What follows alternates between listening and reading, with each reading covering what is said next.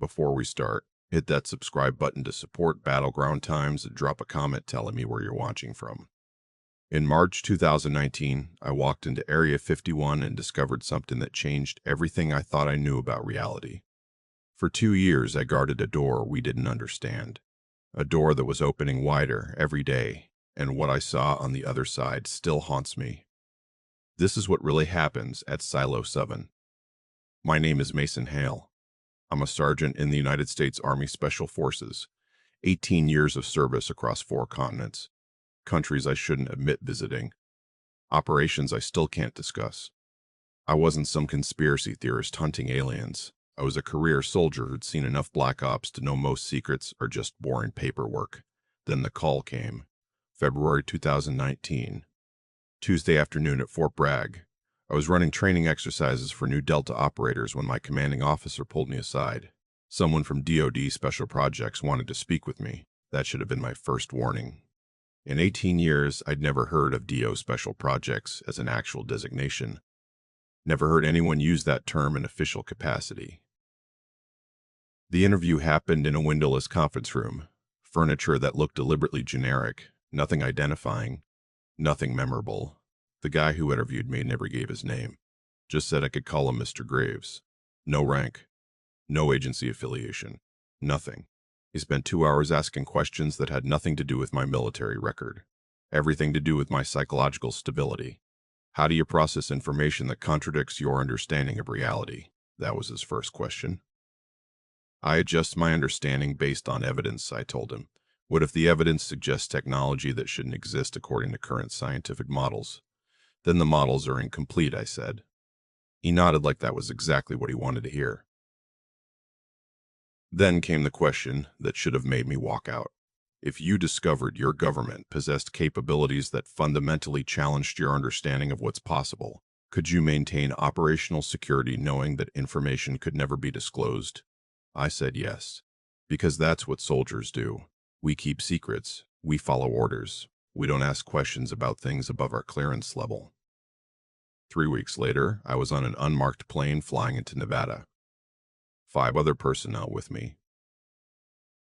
None of us had met before. We didn't talk during the flight. People with our backgrounds understand operational security.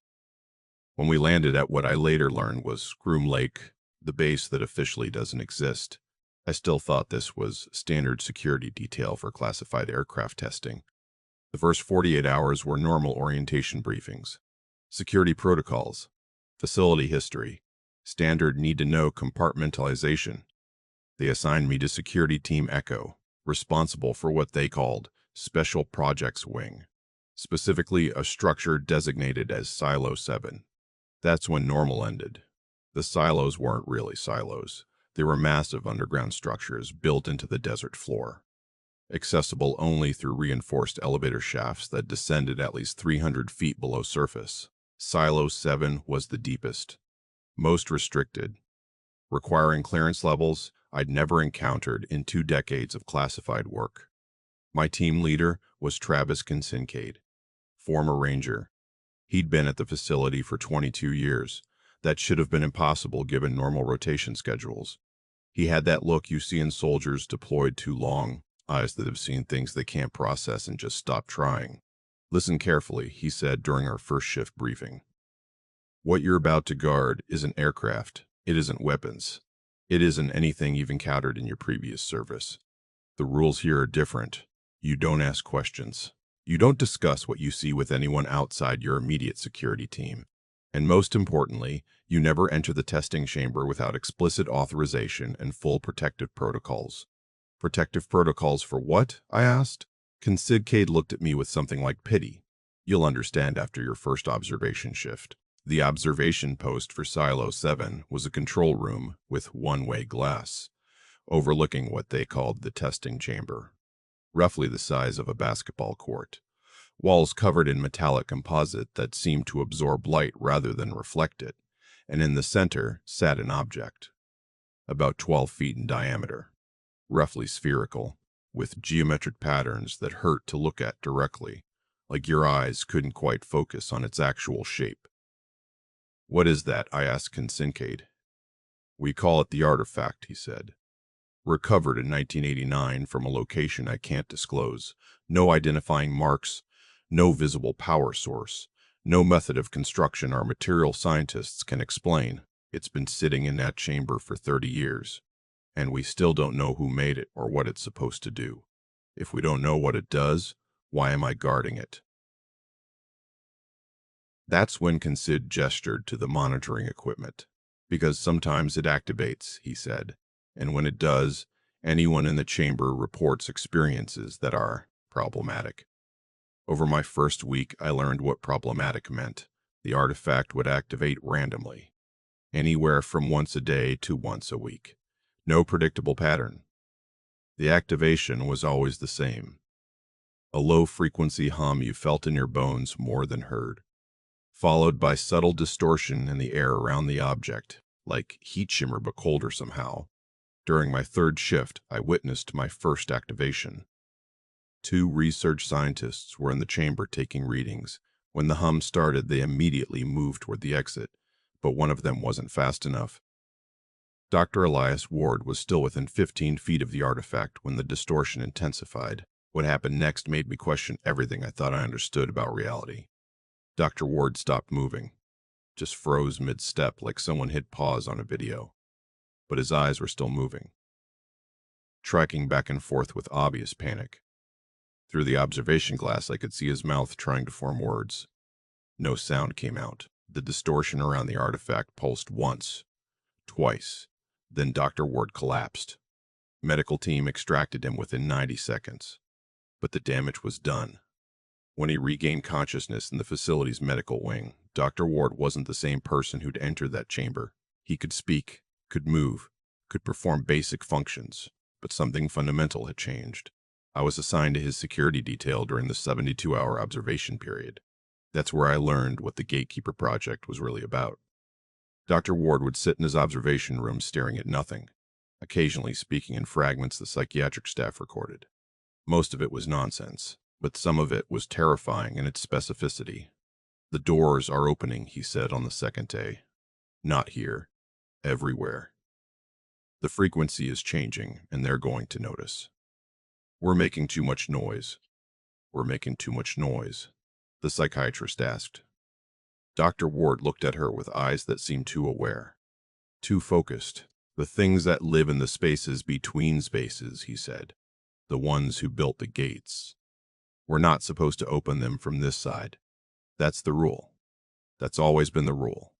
The psychiatrist made notes, classified it as post-traumatic psychosis, recommended sedation and long-term observation. But I saw something in Dr. Mane, Ward's expression I recognized from combat. This wasn't a man having delusions.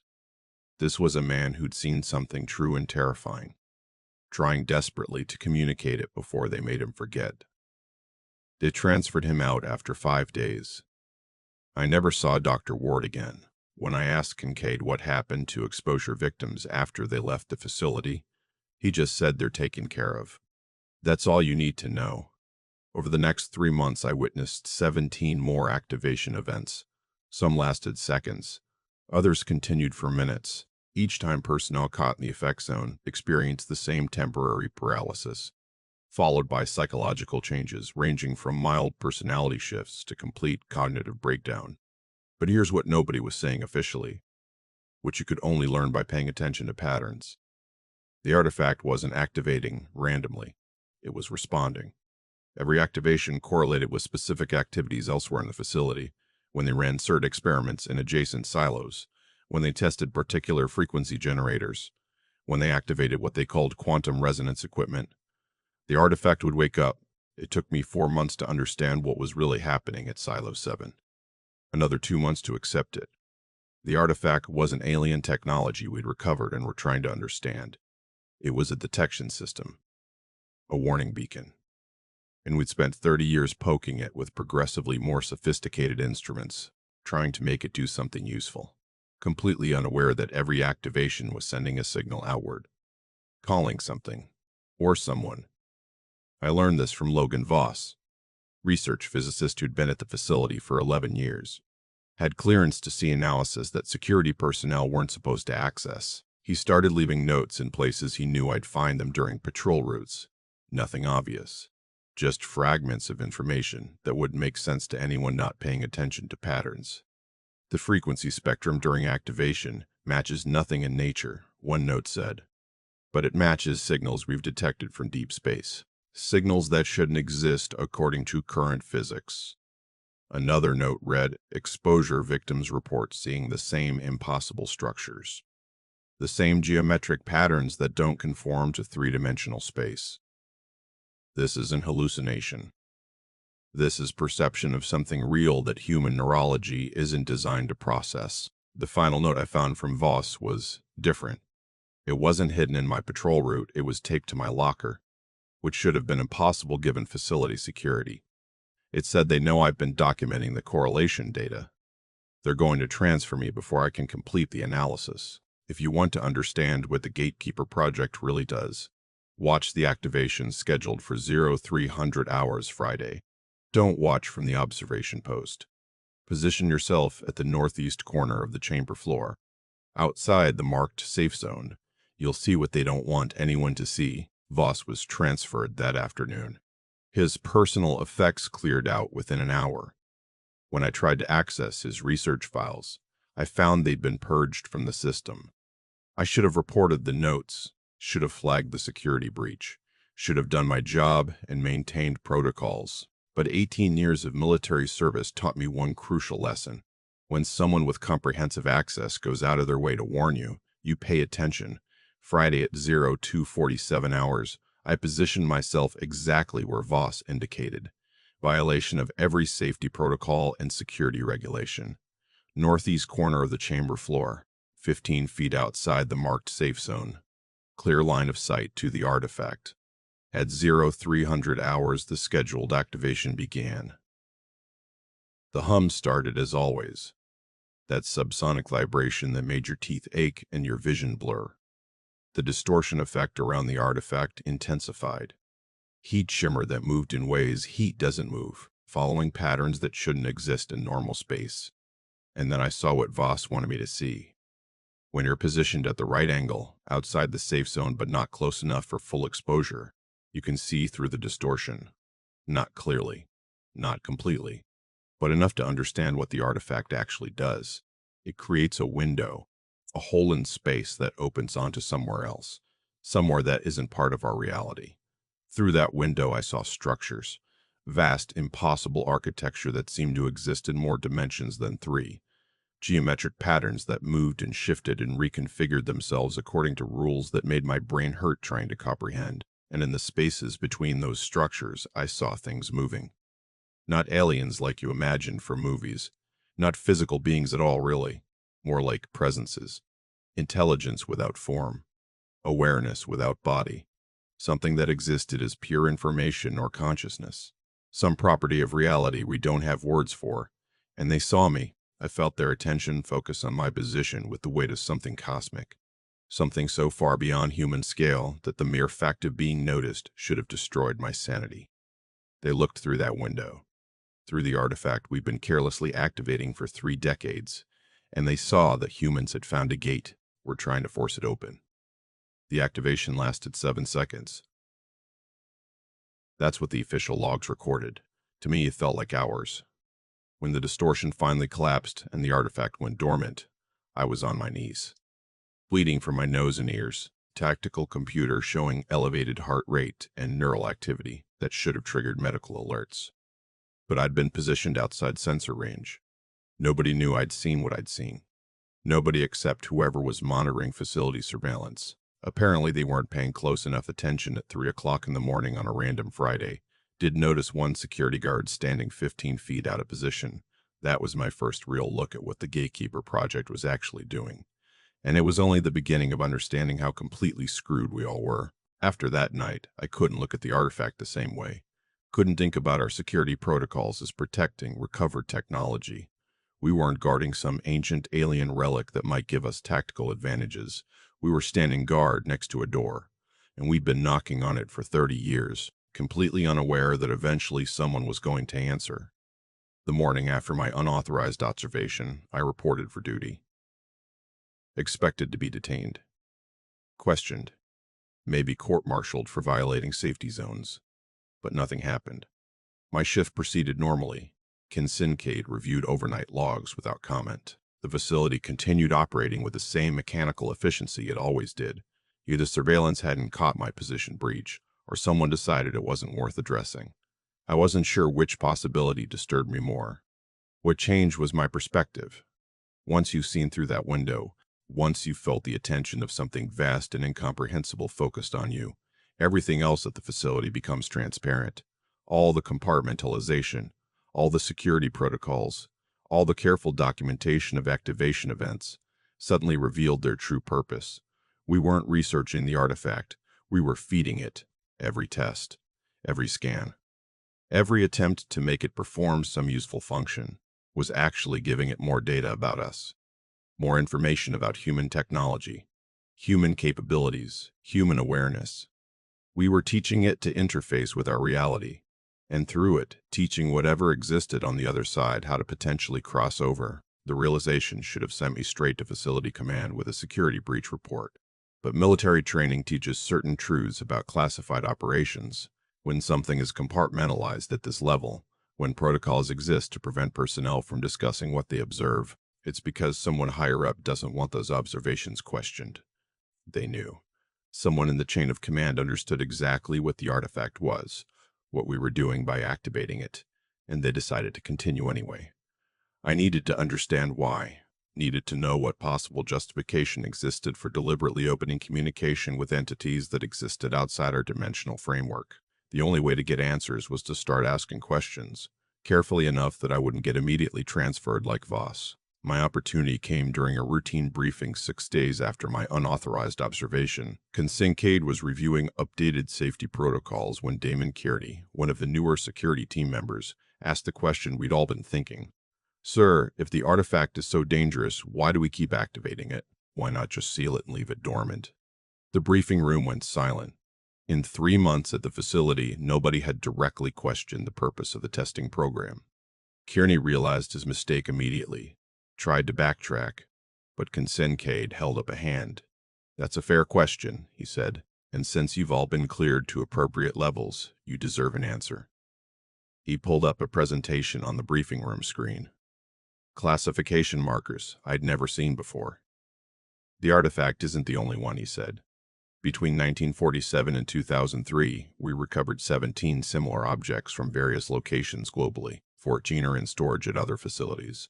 2 were destroyed in testing accidents. This one, Artifact Omega, is the only one that's remained consistently stable enough for extended study." He clicked to the next slide, world map with 17 marked locations. Each recovery site showed evidence of activation events that occurred naturally, without human intervention.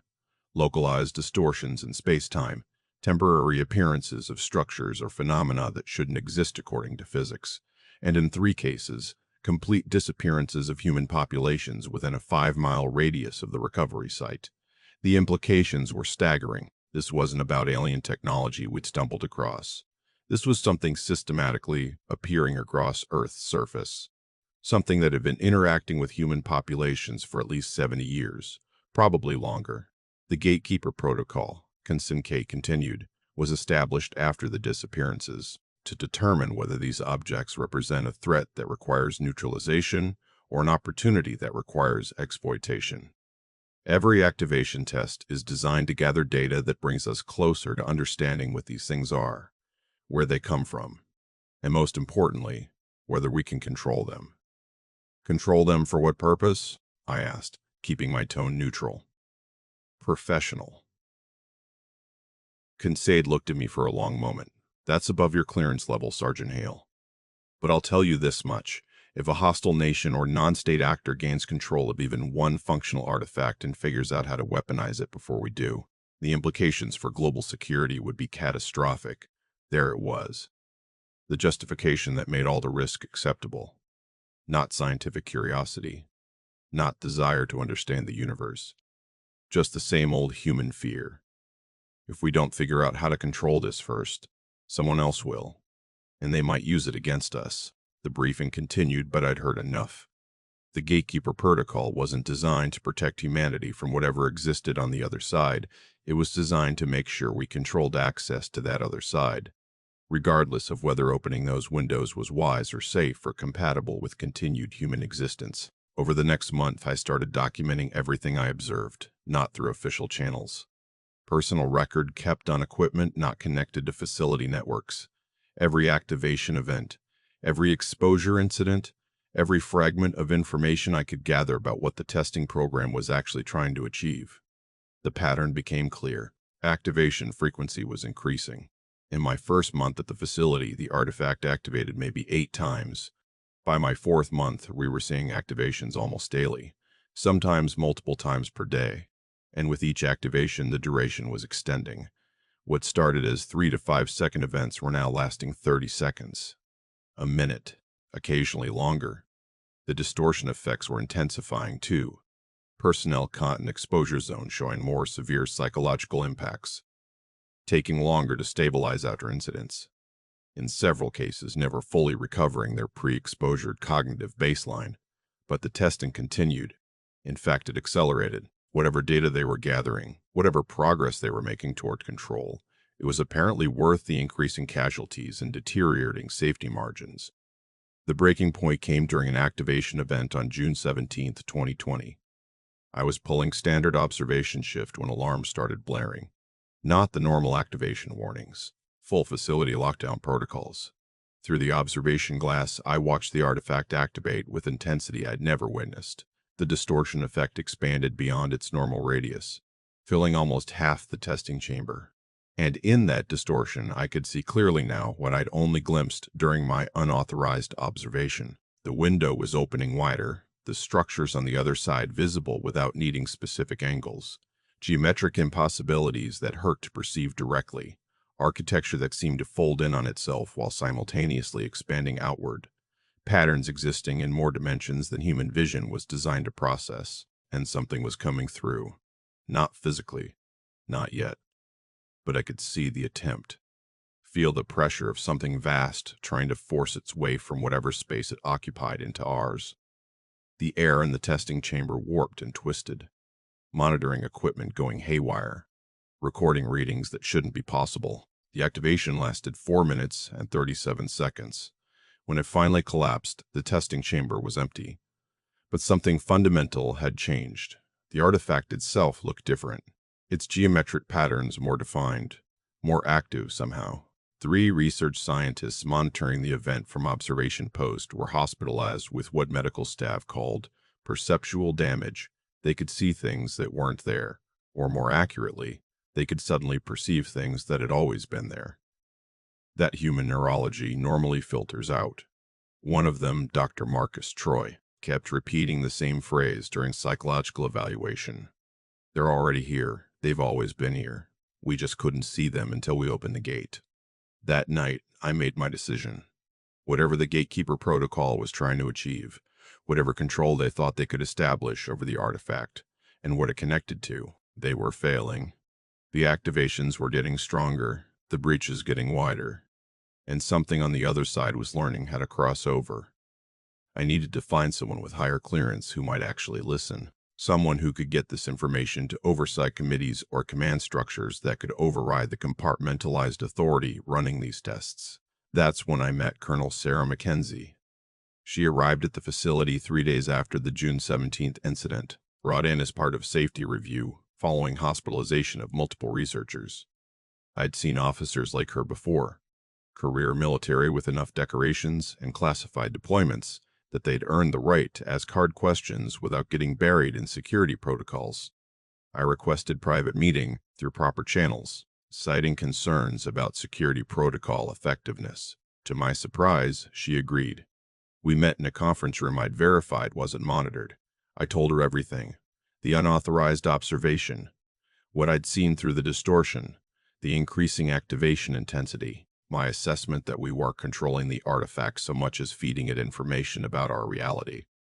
Colonel Mackenzie listened without interrupting, taking no notes, just absorbing every detail I provided. When I finished, she was quiet for a long time. "You're right," she finally said. About all of it. The artifact is a gateway, not a tool. The testing program is accelerating the breach, not establishing control. And yes, something on the other side is learning how to cross over. Then why isn't anyone stopping it, I asked. Because stopping it would require acknowledging that we've spent 70 years making first contact with something we can't comprehend, can't control, can't negotiate with. The people running this program have based entire careers on the premise that any problem can be solved with enough resources and determination. Admitting they're wrong about the artifact means admitting they potentially endangered the entire planet for the sake of trying to weaponize something they don't understand. So what happens now? Now you continue your assignment. Document everything you observe, and when I have enough evidence to brief the Joint Chiefs without being dismissed as paranoid, you'll be my primary witness about what's really happening at Silo 7. Colonel Mackenzie left the facility the next day, but she'd given me something I desperately needed. Confirmation that I wasn't insane or misinterpreting what I'd observed. The breach was real, the danger genuine, and somewhere in the classified military command structure, at least one person understood we were running out of time to stop it. 3 weeks after her visit, Colonel Mackenzie died in what was officially reported as vehicle accident on Virginia Highway. Single-car collision, no witnesses. Vehicle suffered mechanical failure that caused her to lose control and drive off embankment. I didn't believe it for a second, and I knew that whatever evidence she'd been gathering, whatever briefing she'd been preparing, it died with her. That's when I understood the full scope of what I was dealing with. This wasn't just misguided research program run by scientists who didn't understand implications.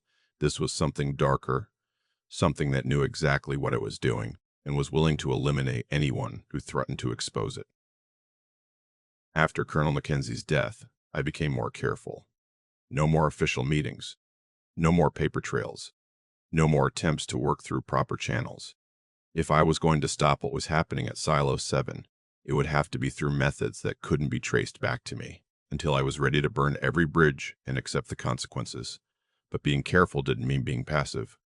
I started using my security clearance to access areas of the facility I'd previously avoided, looking for patterns in research data that might explain why activation frequency was increasing so dramatically. That's when I discovered the secondary testing program. It was buried in maintenance logs that most security personnel never reviewed, disguised as routine equipment calibration schedules. But when you knew what to look for, the pattern was obvious. Every scheduled calibration in Silos 4, 5, and 6 corresponded exactly with unscheduled activations in Silo 7. They weren't just studying the artifact, they were deliberately triggering it, using equipment in other silos, frequency generators producing electromagnetic patterns matching the activation signature, quantum resonance devices creating localized space-time distortions, similar to what the artifact generated naturally. They were essentially teaching themselves how to open the gates on command. I confronted Kincaid about it during night shift when we were alone in the security station, showed him the correlations I documented, the evidence that someone was systematically increasing activation frequency, despite knowing the psychological damage it caused. He looked at the data for a long time without speaking. Then he closed the file and looked at me with eyes that held no surprise, only resignation. "You weren't supposed to figure that out," he said quietly. "The secondary testing program is classified 3 levels above your clearance. Above mine too, if I'm being honest. I only know about it because I've been here long enough to recognize the patterns. So you know they're deliberately opening the gates wider. Know they're risking catastrophic breach events just to gather data on how to control something they don't understand." Kincaid nodded slowly. "I know. And I also know that 4 other facilities globally are running similar programs with their recovered artifacts. It's not just us. This is coordinated at levels that go beyond DoD, beyond any single government. Someone decided the risk of uncontrolled contact is less dangerous than the risk of letting another nation or entity figure out how to weaponize these things first." "That's insane," I said. "That's strategy," Kincaid corrected. "Mutually assured destruction kept the Cold War from going hot. Maybe the theory here is that if everyone has access to gate technology, nobody will risk using it aggressively, because the consequences would be unpredictable for all parties. Except we're not dealing with nations," I said. "We're dealing with entities that exist outside our dimensional framework, entities we can't negotiate with, can't threaten." can't even fully perceive. What good is mutually assured destruction against something that might not even be killable in any conventional sense? Consit didn't have an answer for that. Nobody did. The entire Gatekeeper protocol was built on assumptions about control and deterrence that might be completely irrelevant to the reality we were actually facing. If you're still watching, hit that like button and share this video. People need to know what's really happening. Drop a comment about what you think these entities actually want. Your engagement helps this story reach more people. Over the next 3 months, I watched the secondary testing program accelerate. The frequency generators in adjacent silos ran almost continuously now, creating constant low-level resonance that kept the artifact in semi-active state. The distortion effects were visible even when the object wasn't fully activated. Subtle shimmer in the air around it that suggested the barrier between dimensions was wearing thin. Personnel casualties were increasing proportionally. We were losing researchers and technicians at a rate that should have triggered full operational review, but the program continued without pause. The medical wing was constantly occupied with exposure victims showing progressively more severe symptoms. Dr. Marcus Troy, the physicist who'd been hospitalized after the June incident, had been one of the more stable cases. But when I checked on him during routine security sweep of medical facilities, I found him in a state the staff called perceptual cascade. He was sitting in his observation room drawing on the walls with whatever materials he could find. But these weren't random scribblings.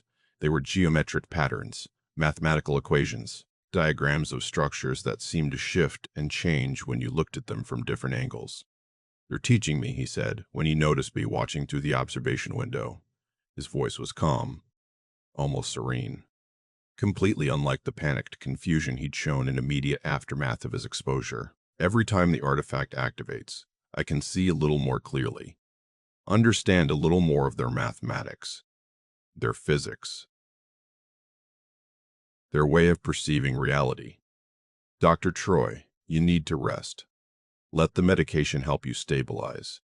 He laughed, but there was no humor in it. "Stabilize?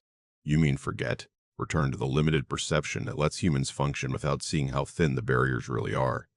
But I can't unsee it, Sergeant Hale. Once you've glimpsed the true structure of reality, once you understand that our 3 dimensions are just a narrow slice of something vastly more complex, you can't go back to pretending the universe is simple."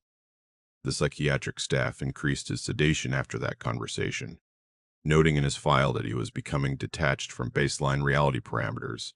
But I'd seen the equations he was writing on those walls. They looked eerily similar to notations I'd seen in Voss's research documents. Whatever Dr. Troy was perceiving, it wasn't random psychosis. It was information. Knowledge being transmitted through the artifact from entities that understood dimensional physics in ways human science hadn't even begun to approach. And he wasn't the only one. I started paying closer attention to long-term exposure victims, the ones who'd been exposed multiple times over years of working at the facility. They all showed similar patterns.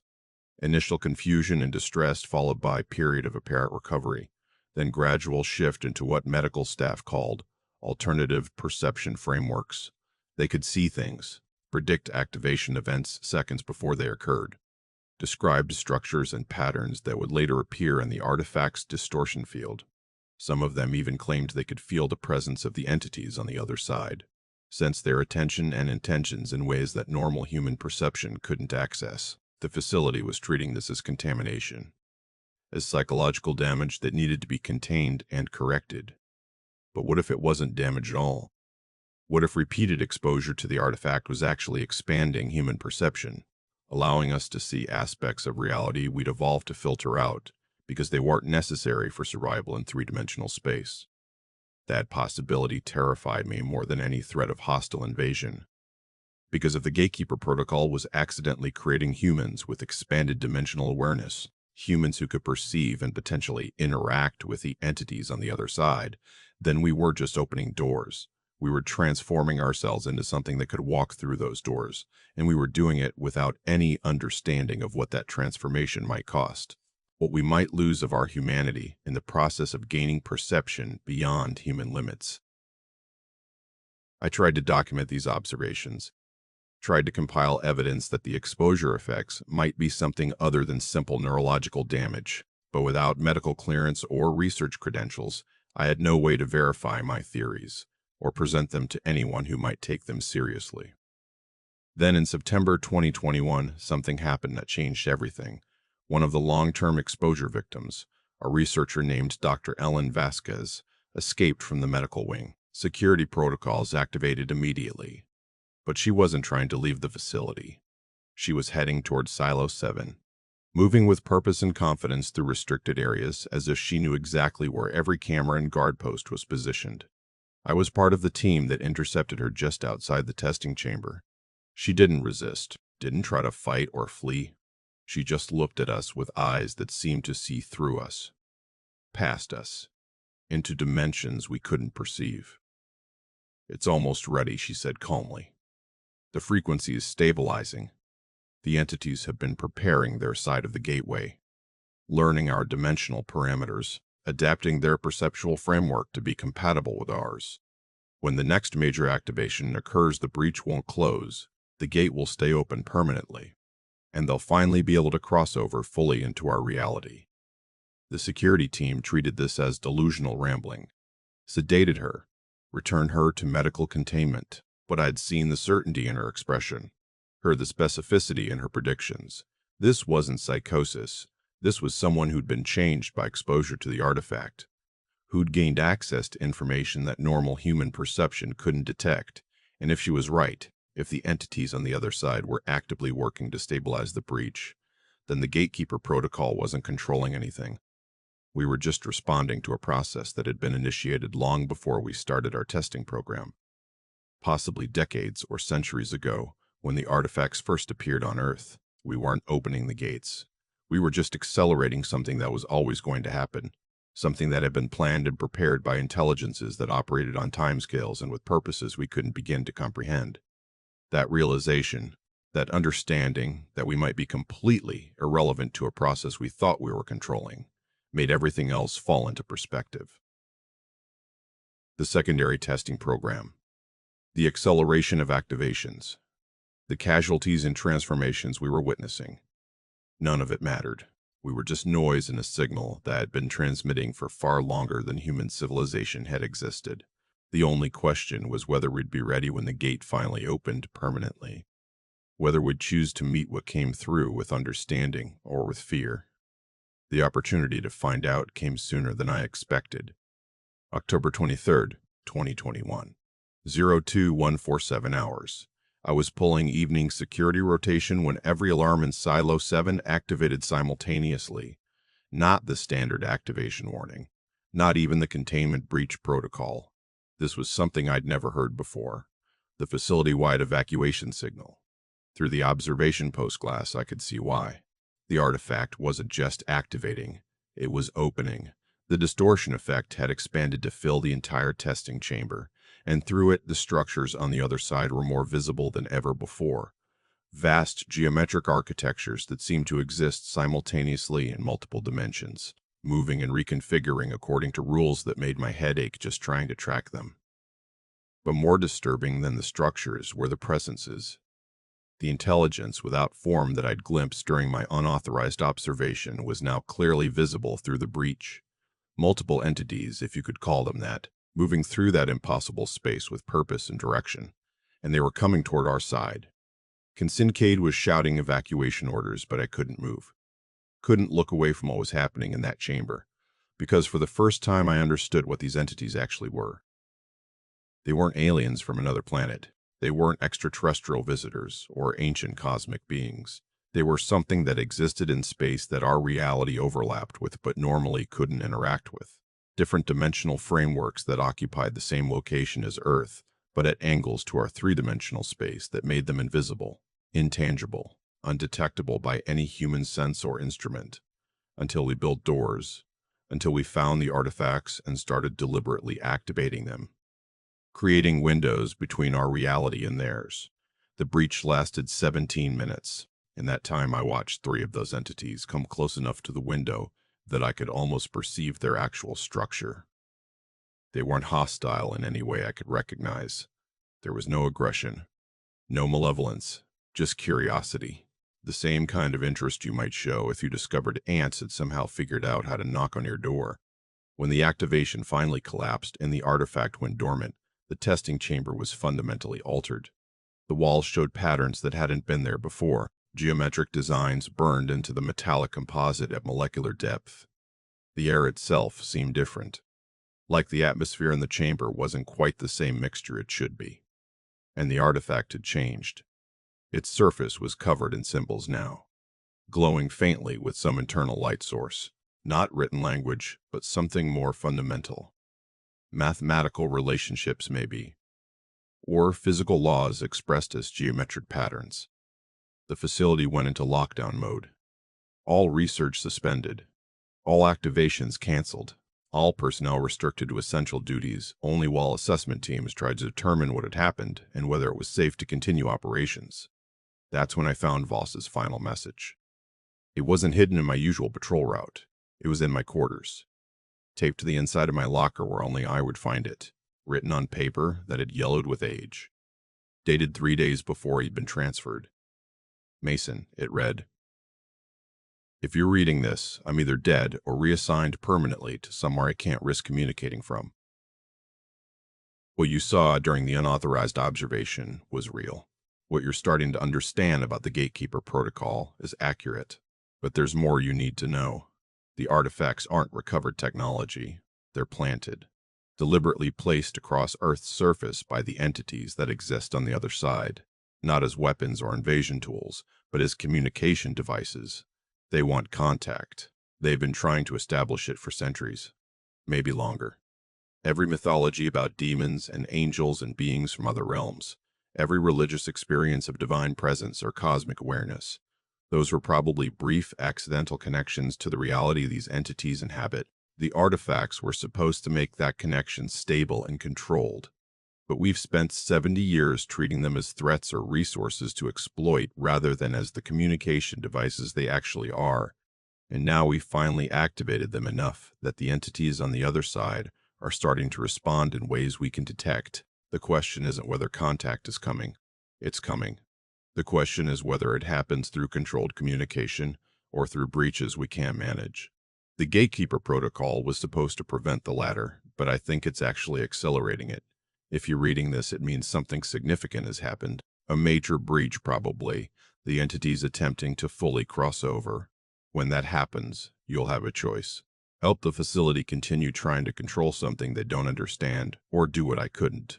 Get this information to people outside the compartmentalized chain of command. Make sure someone with real authority knows that first contact isn't coming someday. It's already here. We've just been too focused on trying to weaponize it to notice that we're the ones being studied. The note was signed with coordinates, a location in the Nevada desert 60 miles from the facility where Voss had apparently cached additional documentation before his transfer. I memorized the coordinates and burned the note. Whatever evidence Voss had compiled, it was my only chance of getting this information outside the security apparatus that had buried Colonel Mackenzie and silenced everyone else who'd questioned the program. But retrieving that cache would mean going AWOL from a facility that officially didn't exist, stealing classified information about a program compartmentalized above top secret, essentially ending my military career while becoming a federal fugitive. The alternative was continuing to stand guard while the Gatekeeper Protocol opened doors that couldn't be closed, making contact with entities we didn't understand, potentially triggering breaches that could cascade beyond anyone's ability to contain. It wasn't really a choice. On November 3rd, 2021, during shift rotation that gave me 6 hours outside the secure zone, I drove into the Nevada desert following Voss's coordinates. The cache was buried beneath a rock formation that had probably been there for millennia, wrapped in waterproof containers designed to survive harsh conditions indefinitely. Inside were 3 things: a hard drive containing what appeared to be decades of classified research on the artifacts, detailed analysis of activation patterns showing clear evidence that the events were being deliberately triggered rather than occurring naturally, and a list of names.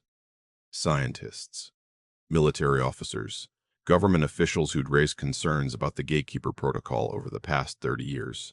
17 names total. 12 were marked deceased. 3 were listed as reassigned to undisclosed locations. 2, including Voss himself, were marked as contained. That's when I understood the full horror of what I'd been part of. The Gatekeeper Protocol wasn't just about controlling the artifacts. It was about controlling anyone who understood what they really were and what opening those gates might mean. A systematic program of elimination or isolation targeting anyone who threatened to expose the truth. I couldn't take the evidence back to the facility. Couldn't trust anyone in the official chain of command.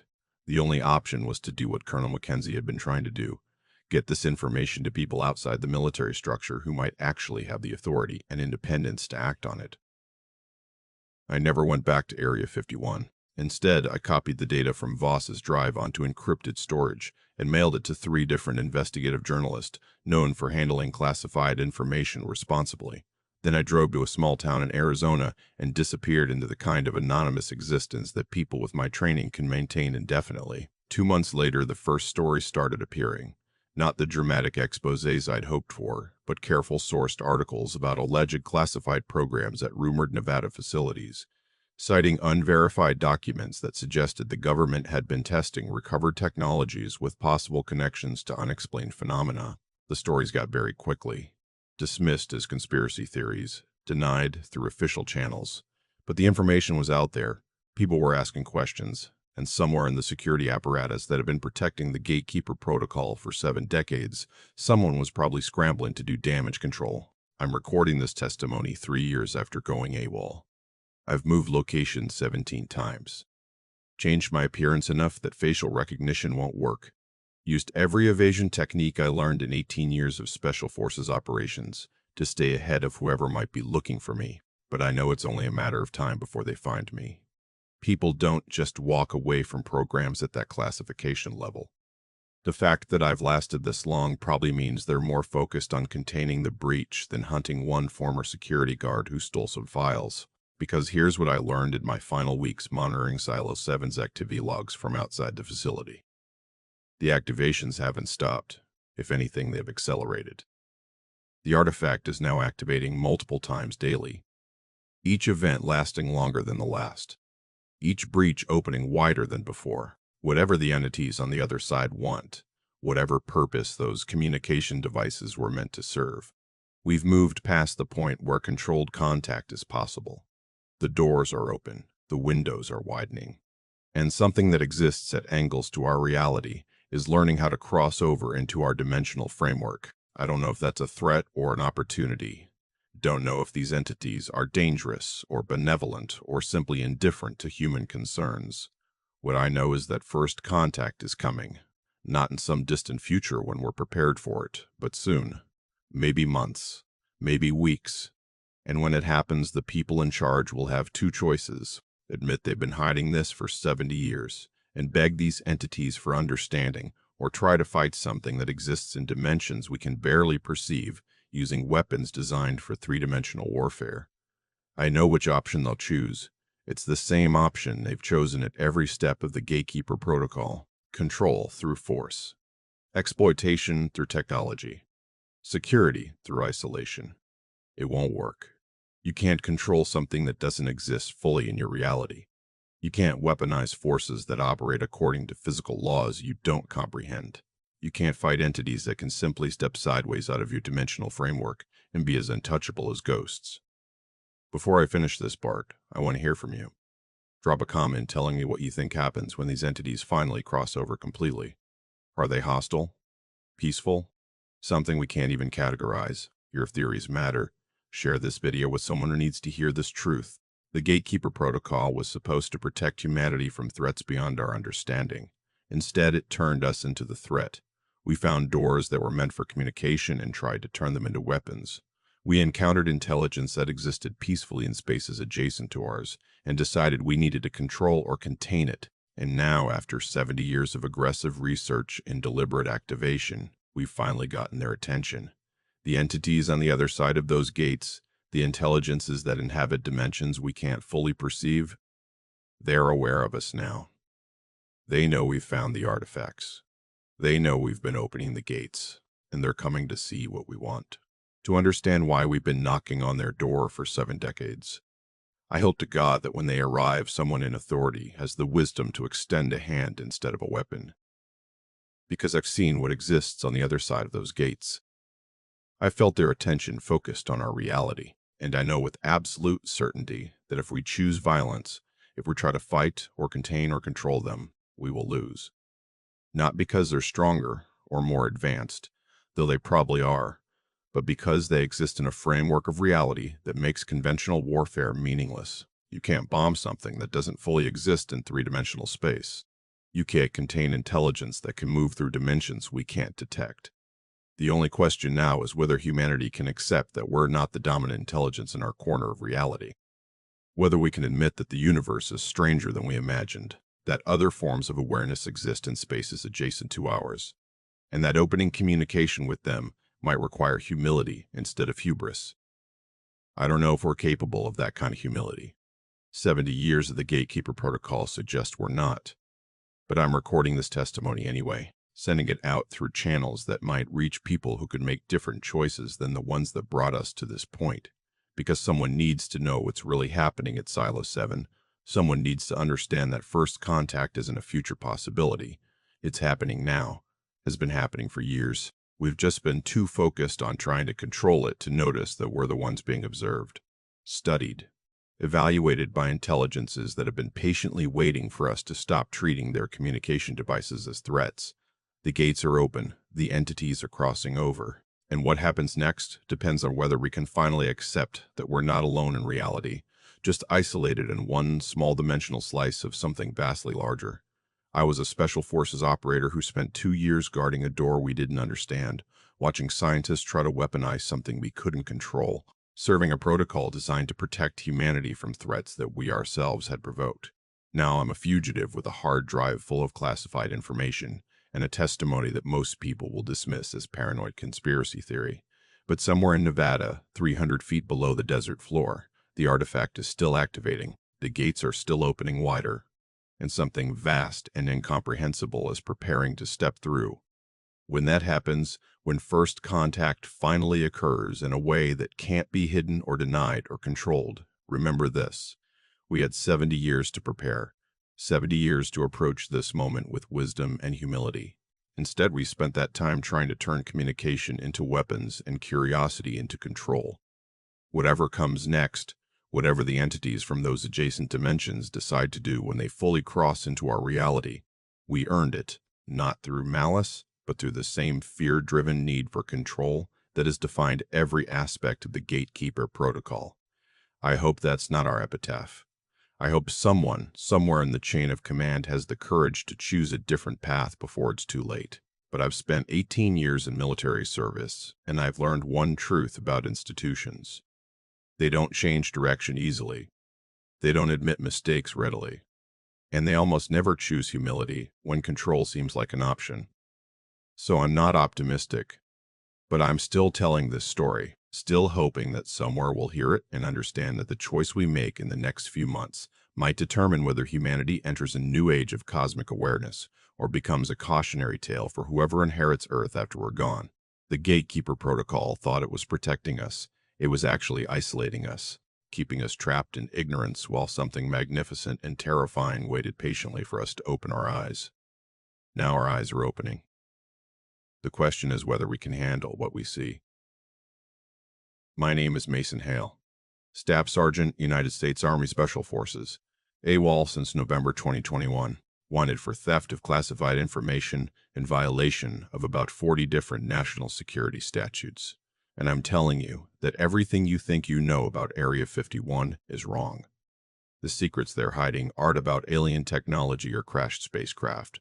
They're about doors we opened without understanding what was on the other side, about entities we contacted without knowing how to communicate, about a reality so much stranger than we imagined that even seeing it clearly could break human minds. The gates are open, the breach is expanding. First contact is coming, and after 70 years of treating it as a threat to control, we're about to discover whether we're ready to meet it as partners instead. I hope we are. When I spent 2 years at Silo 7, and I saw how we respond to things we don't understand. We try to weaponize them, we try to contain them, we try to control them, and when that doesn't work, we pretend they don't exist. That won't be an option much longer. This is my testimony. This is what I witnessed. This is the truth about the Gatekeeper Project. Do with it what you will. Before we end this, I need you to understand something crucial. The information I'm sharing isn't speculation. It's not based on rumors or secondhand accounts. This is direct observation from someone who stood guard at the threshold between our reality and something beyond human comprehension. Every activation I witnessed, every exposure victim I monitored, every pattern I documented, all of it points to the same conclusion. We are not prepared for what's coming. The military-industrial complex that created the Gatekeeper Protocol operates on assumptions that might have worked during the Cold War. Mutual assured destruction, technological superiority, strategic deterrence. But those concepts become meaningless when you're dealing with entities that don't play by the same physical rules. Think about it. How do you deter something that exists partially outside time as we understand it? How do you threaten something that can perceive dimensions we can't even detect? How do you negotiate with intelligence so fundamentally different from human consciousness that our attempts at communication might seem as incomprehensible to them as ant pheromones seem to us? The researchers at Silo 7 were asking the wrong questions. They wanted to know how to control the artifacts, how to weaponize them, how to use them for strategic advantage. But they should have been asking why the artifacts were placed here in the first place, what the entities on the other side actually wanted, whether forced contact through deliberate activation was wise or catastrophically reckless. I've had 3 years to think about what I saw, 3 years to process the implications, and I keep coming back to one terrifying possibility. What if the entities aren't hostile at all? What if they've been trying to communicate peacefully for centuries, and we've spent the last 70 years essentially screaming at them through a megaphone, demanding they reveal themselves, prove their existence, submit to our authority? The exposure victims who gained expanded perception, the ones the facility classified as psychologically damaged, they all reported the same thing. The entities weren't angry, weren't aggressive. They were curious, patient, almost gentle in their attempts to interface with human consciousness. But human neurology isn't designed to process that level of dimensional awareness. Our brains filter out information that doesn't serve survival in three-dimensional space. When the artifact forces that perception on unprepared minds, the results look like psychosis. But what if it's actually evolution? What if repeated exposure is gradually adapting human consciousness to perceive reality the way these entities do? Dr. Ellen Vasquez predicted the breach wouldn't close after the next major activation, that the gate would stay open permanently. If she was right, if her expanded perception gave her access to information about the entity's intentions, then we might be approaching a threshold moment, a point where the boundary between our dimensional framework and theirs becomes permanently permeable, where humans with expanded awareness can move freely between realities, where the entities can finally cross over and establish the communication they've been attempting for so long. That could be humanity's greatest achievement. First contact with intelligence from adjacent dimensions. Access to knowledge and perspective that could transform our understanding of physics, consciousness, reality itself. Or it could be our extinction, not through hostile invasion, but through transformation we're not ready for. Consciousness expanding beyond the limits that keep us functionally human. Perception opening to realities our psychology can't integrate without breaking. I don't know which outcome is more likely, but I know the people running the Gatekeeper Protocol are prepared for either one. They're still operating under the assumption that this is a problem that can be solved with enough firepower and compartmentalization. Still treating the artifacts as recovered technology rather than communication devices. Still trying to control something that was never meant to be controlled. The classified documents I recovered from Voss's cache included activation data going back to 1947. The patterns are clear. Every decade the activations increase in frequency and intensity, not because we're getting better at triggering them, but because the entities on the other side are learning how to respond. In the 1950s, activations lasted milliseconds, barely detectable. By the 1980s, they were lasting full seconds, creating visible distortion effects. By 2020, we were seeing activations that lasted minutes, that opened windows large enough to see through clearly, that allowed enough dimensional overlap for the entities to attempt crossing over. The progression is exponential. And if the pattern continues, we're approaching a critical threshold, a point where the activations don't stop at all, where the artifact remains permanently active, where the window between dimensions stays open indefinitely. According to Voss's analysis, that threshold would be reached sometime in 2024 or 2025. We might already be there. I don't have access to current facility data anymore. Can't monitor whether the artifact has entered permanent activation state.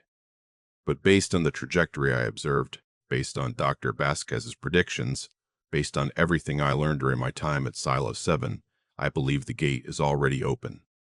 The entities are already crossing over, not in the dramatic invasion scenario the military prepared for, not with spacecraft or weapons or territorial demands, but quietly, gradually, appearing in the spaces, between spaces where human perception normally doesn't reach. And people with expanded awareness, people who've been changed by exposure to dimensional overlap, they can see them, can sense their presence, can maybe even communicate in ways the rest of us can't. If I'm right, if first contact is already happening on a level most humans can't detect, then the question isn't whether we're ready, it's whether we're willing to admit what's happening before the overlap becomes so obvious that denial is no longer possible. The Gatekeeper Protocol failed in its primary mission. It didn't protect humanity from threats beyond our understanding. It didn't establish control over forces we couldn't comprehend. What it did was accelerate contact, force the issue, push the entities to respond more directly than they might have chosen to on their own timeline, and now we're living with the consequences. I'm recording this final section from a location I won't disclose, using equipment that can't be traced, knowing this might be the last testimony I'm able to provide before they find me, or before the situation changes so fundamentally that individual warnings don't matter anymore. To everyone watching this at Battleground Times, I need you to do something. Don't just consume this information passively. Don't treat it as entertainment or conspiracy theory curiosity. Take it seriously. Share it with people who have the authority or platform to investigate further. Demand transparency from government institutions about what's really happening at classified facilities. Support journalists and researchers who are trying to uncover the truth about programs like Gatekeeper. And most importantly, prepare yourself mentally for the possibility that reality is stranger than we've been taught, that other forms of intelligence exist in spaces we can't normally perceive, that the universe is vastly more complex than three-dimensional physics suggests. Because if I'm right about what's coming, you're going to need that mental flexibility, that openness to possibilities beyond conventional understanding. The entities aren't going to arrive in ways that fit our expectations. They're not going to land on the White House lawn or send radio signals from distant planets. They're going to emerge from dimensions adjacent to our own, from spaces that occupy the same location as Earth, but at angles we can't normally detect. And when that emergence becomes undeniable, when the overlap is too obvious to ignore, humanity will face a choice. We can respond with fear and violence. Treat dimensional neighbors as threats to be eliminated. Try to close gates that can no longer be closed, and fight enemies that can't be fought with conventional weapons. Or we can respond with curiosity and humility. Admit we're not the only intelligence in our corner of reality. Try to learn the language of dimensional communication. Attempt to build relationships with beings so different from us that the very concept of relationship might need to be redefined. I hope we choose the latter. But I've seen how institutions respond to things they don't understand. I've watched the Gatekeeper Protocol choose control over communication for 70 years.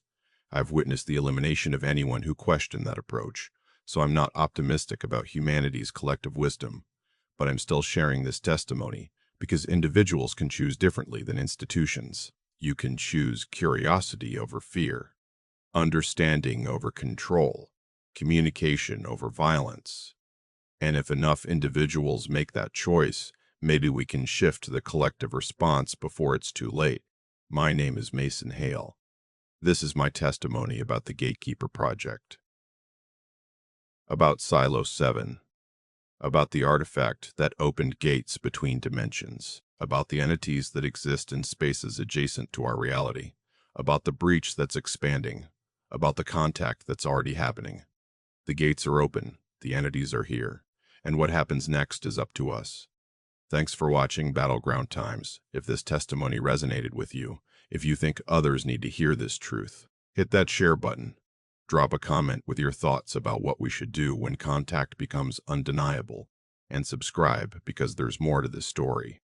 More witnesses, more evidence, more truth that needs to be told. This is just the beginning. Stay alert, stay informed, and stay human. Whatever that means in the reality that's coming.